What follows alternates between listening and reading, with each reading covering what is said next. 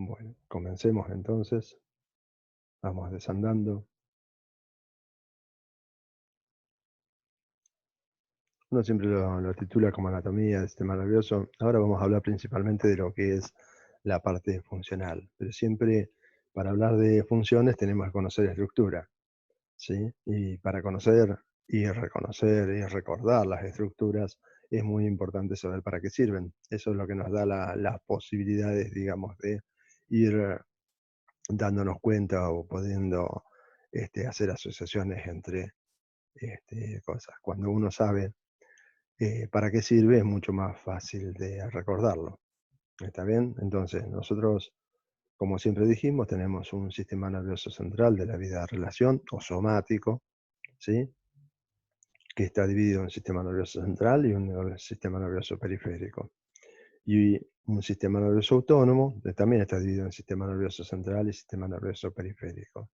Hablando de encéfalo, vamos a estar hablando de sistema nervioso central, tanto del sistema somático como también el hipotálamo, tiene muchísimo que ver con el sistema nervioso autónomo, ¿sí?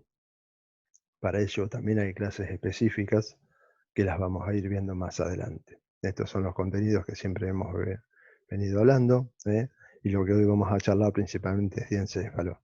Cuando uno habla de diencéfalo es muy difícil aislarlo de lo que son los hemisferios cerebrales.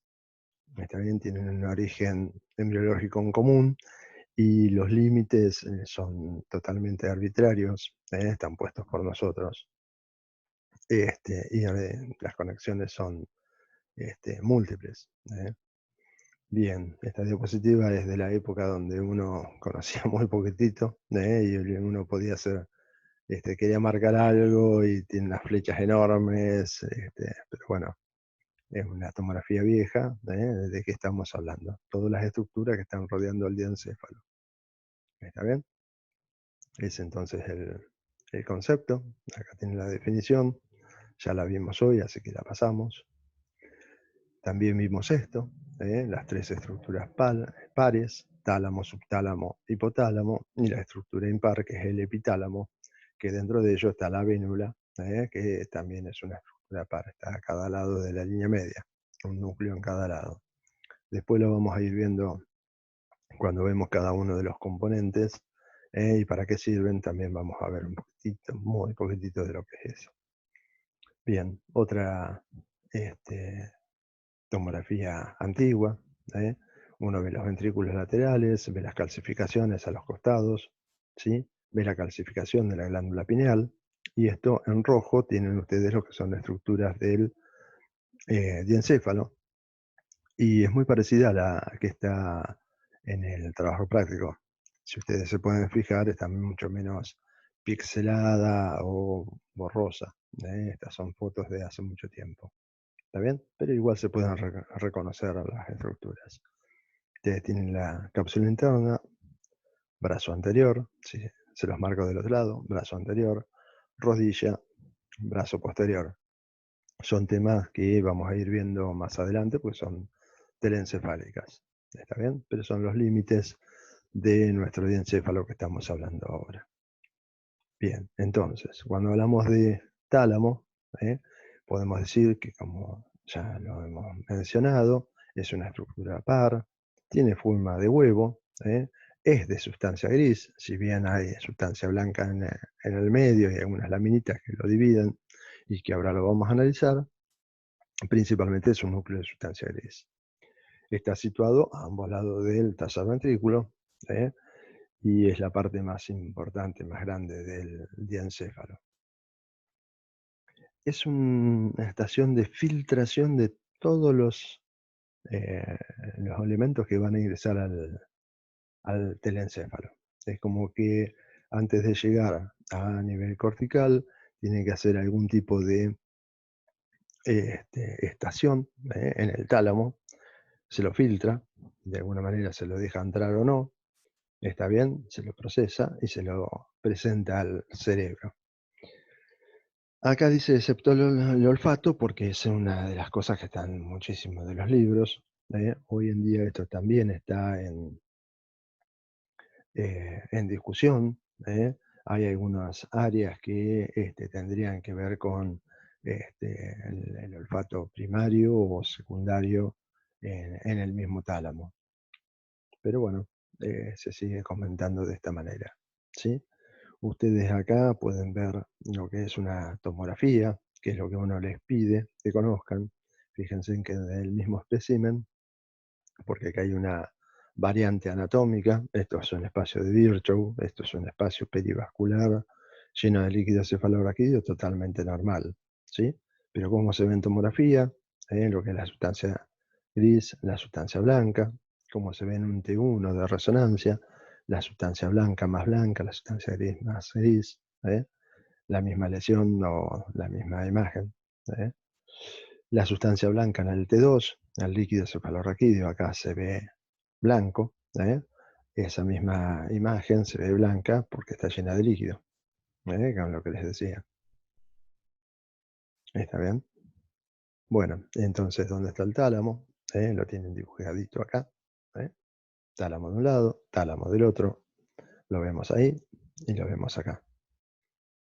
Seguimos, entonces.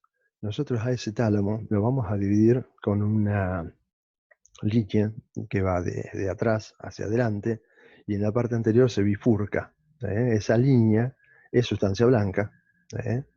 Que permite reconocer una porción anterior, una porción medial y la más conocida de todos ustedes que vienen repitiendo como loros, la porción lateral, que es donde hacen estaciones las vías sensitivas. Bien, esto no es para que se asusten, sino que uno le está mostrando dónde está ubicado el diencéfalo, ¿sí? Y lo que hacemos es este pedacito, lo llevamos acá, o bueno, lo llevamos acá, marcamos lo que es el tálamo y hacemos ese dibujito. Esto básicamente es la parte medial, es como si esto estuviese acá, ¿está bien? La parte medial, la parte lateral y la parte anterior. Acá están todos los núcleos, ¿sí? Digamos que se reconocen en el tálamo, pero lo vamos a ir viendo despacito para ir reconociéndolos. Acá están todos marcados, pero bueno, a medida que vamos viendo, los vamos a ir analizando. Bien, entonces volvemos a esto, ¿sí? Porción anterior, porción medial, porción lateral. Lo vamos complicando, ¿sí? Y podemos ver que el tálamo tiene varias divisiones. Entonces, la porción anterior, la porción medial, la porción lateral. Y la porción lateral tiene una división, un grupo dorsal, ¿sí? Que incluye la parte más importante, posterior, que es el pulvinar, y el más conocido por nosotros, el grupo ventral, lateral del tálamo, póstero, lateral, ventral del tálamo. ¿Sí? Póstero, lateral, ventral del tálamo. ¿Está bien? Esta es la estación de las vías sensitivas. Tercera neurona de las vías sensitivas. Hay otros que son intralaminares, o sea, dentro de la laminita esa, tienen que ver con la vigilia, con el SARA, ¿sí? Los cuerpos geniculados, externo o interno, auditivo y visual, son las partes del tálamo. Lo mismo que ustedes están viendo, lo pueden ver acá. Bien. Y como les decía, la parte lateral, la parte ventral, posterior y lateral. Fíjense que hay dos laterales. ¿Sí? Entonces, esto es la parte lateral, esta es la parte medial. ¿Sí? En esta parte, ¿sí? Tenemos la parte dorsal por encima, la parte ventral. ¿Está bien? Dentro de la parte ventral tiene una parte anterior, una lateral y una posterior. La posterior. ¿Sí? Y dentro de la posterior tienen una parte medial y una parte lateral. La parte lateral es del cuerpo. La parte medial es la trigeminoespinal, digamos la parte de la cara. ¿Sí? Esta es la tercera neurona sensitiva de la vía espinotalámica y de la sensibilidad profunda o de los cordones posteriores o de Golgi-Burdach, como hemos venido hablando. Este es el conocido tercera neurona de la vía sensitiva. Bien, como les decía, acá lo tienen de nuevo, La tercera neurona, por delante, la parte lateral, se relaciona con el neocerebelo. ¿Se acuerdan cuando vimos neocerebelo? Estuvimos hablando que hay una conexión que va desde la corteza a la protuberancia al cerebelo, ¿sí? Y vuelve a la corteza, ¿sí? Esta es la estación, el filtrado talámico, antes de que ingrese a la corteza. Y la vía piramidal la vamos a estudiar más adelante. También tiene una vía que va desde la corteza, ¿sí? Va a los núcleos de la base, ¿sí? Va al tálamo y del tálamo vuelve a la corteza. Son sistemas de regulación de la parte motora, que nos permiten regular el tono muscular y los movimientos finos. Movimientos finos en el cerebelo, ¿sí? Tono muscular principalmente con la vía extrapiramidal, conocida así, y el vermicerebeloso. Pero el vermicerebeloso tiene relación directa con la parte de la médula. ¿Eh? Bien, entonces, para empezar del hipotálamo, tenemos poquito tiempo, ¿sí? Son las funciones y eferencias del hipotálamo. Es un regulador central de las funciones viscerales autónomas y endócrinas. Endócrinas, tuvieron una clase especial, ¿sí? Entonces, ¿qué es lo que controla? Al sistema nervioso autónomo, tanto el simpático como el parasimpático. Fíjense que acá está diferenciado. Lo posterolateral es simpático, lo anteromedial es parasimpático. Y el sistema nervioso endocrino, relacionado con la neurohipófisis a través del tallo, con la antidiurética y oxitocina, y con la adenohipófisis a través del sistema portohipofisario, mandando liberadores, ¿sí? O inhibidores de las hormonas de la adenohipófisis. Y otras cosas que hace es controlar la hemostasis corporal, como la temperatura, la ingesta de alimentos, el agua, nuestro peso corporal, ¿sí? Bueno, bien. Hay algunas cosas que nos van a dividir el hipotálamo en un sentido coronal, ¿sí? Tenemos un fascículo prosencefálico ventral, esto une el mesencéfalo con el cíngulo, las fibras conocidas ya por nosotros, que ya hemos hablado, las tribus cosmoinsurales, el asma miliotalámico, y esto lo va a dividir en una zona lateral y una zona medial. Se los dibujamos, esto es un corte sagital, ¿está bien? Este es el hipotálamo, esto que está acá, y uno ve, ¿sí? Fibras postcomisurales, el haz mamiliotalámico, ¿está bien? Y entonces nos van a quedar algunos núcleos, ¿sí? Que son laterales y algunos núcleos que son mediales, ¿está bien? ¿Sí? Acá tienen el listado de núcleos laterales del hipotálamo. ¿Es necesario aprenderlo esto? No. Fíjense que en un amarillito está bien marcado lo que es el supraóptico. El supraóptico principalmente produce la hormona antidiurética, ¿sí? Pero también produce oxitocina, ¿sí? Póngale de 80% a 20%. ¿Está bien? ¿Sí? Bien. Cuando vamos a los núcleos mediales, ustedes también encuentran una cantidad enorme de núcleos. Algunos docentes antes nos los hacían aprender, cosas que no tienen mucho sentido. Acá el importante es el núcleo paraventricular, ¿sí? Del hipotálamo, es un núcleo medial. ¿Eh? Como están mediales, ustedes están parados del otro lado, ¿sí? No estarían viendo las fibras postcomisurales. ¿Está bien? Porque dentro de la pared, lo que es medial, lo tienen ustedes interponiéndose. ¿Está bien? Bien, ¿para qué sirve el núcleo paraventricular? Para todo esto, ¿sí? Principalmente produce oxitocina, es lo más conocido, y lo otro es un factor liberador de tirotrofina, ¿eh? ¿Sí? Entonces lo tienen acá. Si ustedes estimulan este núcleo paraventricular, lo que se produce es una descarga simpática, ¿eh? Libera TRH, CRH, ADH, oxitocina, ¿sí? Bien.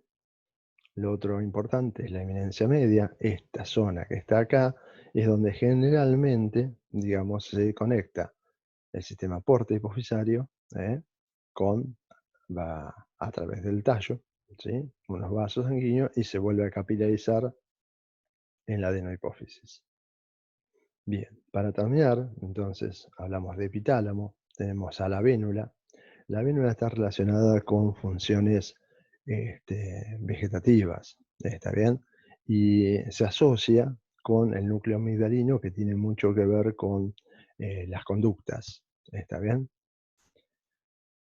La glándula pineal, sí, lo que va a producir es melatonina por un lado y por otro lado nos va a inhibir la secreción de hormonas hipofisarias, ¿sí? Sobre todo que tienen efecto en las gónadas. Cuando hay una falla en la pineal, por algún tumor, por lo que sea, en algunos niños puede aparecer lo que es, ¿sí? El desarrollo precoz de las gónadas. ¿Está bien? Y el subtálamo lo vamos a charlar bien con todo lo que es a nivel de lo que estuvimos hablando de vías extrapiramidales. Bien. Como les decía, la clínica es bien típica cuando hay una lesión específica en el tálamo y tiene que ver con algunos movimientos involuntarios por alteración de la regulación del tono muscular y movimientos involuntarios. Bien, me dice ya que queda menos de un minuto. Chicos, sigan trabajando en el trabajo práctico, eh, agarren el tálamo, divídanlo, y bueno, y hagan todo eso. De paso, también tengo una llamada telefónica que interrumpen estas cosas. Bueno, espero que lo hayan disfrutado. Esto es todo diencéfalo, ¿sí? Y bueno, cualquier cosa me escriben al WhatsApp, o escriben al, eh, ¿cómo es que se llama? Al mail, y ahí podremos charlar